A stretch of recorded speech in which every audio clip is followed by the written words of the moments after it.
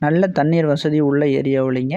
கிணறு மற்றும் எல்பிபி வாய்க்கால் பாசன வசதியோட கிழக்கு பார்த்த மாதிரி 220 அடி தார் ரோடு பேஸில் அமைஞ்சிருக்கிற லேண்டை பற்றி டீட்டெயிலாக பார்த்துடலாங்க.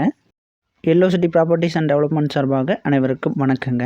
நாம் இன்றைக்கி பார்த்துட்ருக்கிற இந்த லேண்டோட மொத்த பரப்பளவு 1 ஏக்கருங்க. 1 ஏக்கருக்கு 6 சென்ட் கம்மியாக இருக்குதுங்க. அதாவது 94 சென்ட் இருக்குதுங்க. லேண்டு வந்துங்க கிழக்கு பார்த்த மாதிரி அமைஞ்சிருக்குதுங்க. ஃபுல்லாக தென்னம்புள்ள வச்சு 2.5 வருஷம் ஆச்சுங்க. சுற்றி கம்பி வேலி அமைச்சிருக்காருங்க. இந்த லேண்டு வந்துங்க சென்னிமலையிலேருந்து ஒரு 10 கிலோமீட்டருமே, அரச்சலூர்லேருந்து ஒரு 10 கிலோமீட்டருங்க, அத்தக்காடையூர் டவுனுக்கு ஒரு 4 கிலோமீட்டருங்க, கேஜி வலசுக்கு பக்கத்தால் தோட்டம் வந்து அமைஞ்சிருக்குதுங்க.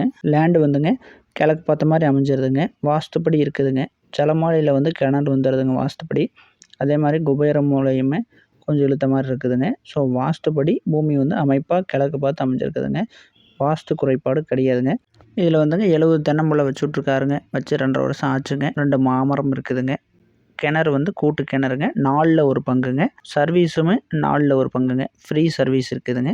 லேண்டு வந்துங்க ஃபுல்லாக 220 அடி தார் ரோடு பேஸ் வந்துடுதுங்க. அக்கம் பக்கம் பூரா விவசாய ஏரியா தானுங்க. அக்கம் பக்கம் குடியிருப்பும் இருக்குதுங்க. நீங்கள் ஒரு ஃபார்ம் ஹவுஸே கட்டி குடி வர்றதுனாலும் இமிடியேட்டாக வரலாமுங்க.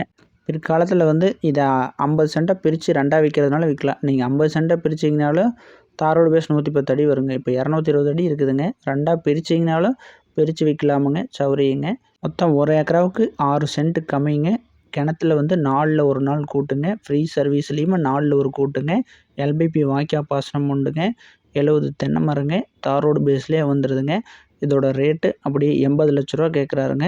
கொஞ்சம் அனுசரித்து கொடுக்குறேன்னு சொல்லியிருக்காருங்க. சுற்றிலும் கம்பி வேலிங்க. ஸ்க்ரீனில் தெரிய நம்பர் கூப்பிடுங்க. வந்து ப்ராப்பர்ட்டியை பாருங்கள். ப்ராப்பர்ட்டி பிடிச்சதுன்னு நேரடியாக ஓனர்கிட்டே பேசிக்கலாமுங்க. நன்றி, வணக்கங்க.